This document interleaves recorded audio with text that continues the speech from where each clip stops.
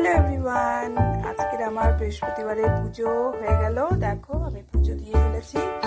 এখন আমি ঢুকবো, এই জন্য সোনা গোপালকে দর্শন করো। আর এখন আমি ঢুকবো রান্নাঘরে, রান্নাঘরটা বাকি আছে। তো আমি পুজো দিয়ে এসে ফটাফট রান্নার জোগাড়টা করে নিলাম। এখানে আমি কুয়াশ কেটে নিয়েছি। আজকে মুগ ডাল ছিটিয়ে কুয়াশ ঘন্ট করবো। কড়াই বসে দিয়েছি। আমার কর্তা মশাই বাজারে গিয়ে মাছ পাইনি, তো মাংস নিয়ে এসছে। এখন রেডি করবো, চলো রান্না। মাংসটা আমি এখানে প্রায় আধা ঘন্টা হয়ে গেল ম্যারিনেট করে রেখেছি। দেখো সব রকম মশলা দিয়ে, আলু, কিশমিশ, রসুন, পেঁয়াজ, সব কিছু মশলা, যা যা মশলা দিতে হয় সব কিছু ম্যারিনেট করে রেখেছি। আর আমার রান্না করতে করতে চা খেতে খুব ভালো লাগে। এখানে চা বানিয়ে নিয়েছি, চা বিস্কুট দিয়ে। এখানে পেঁয়াজটা প্রায় ভাজা হয়ে গেছে।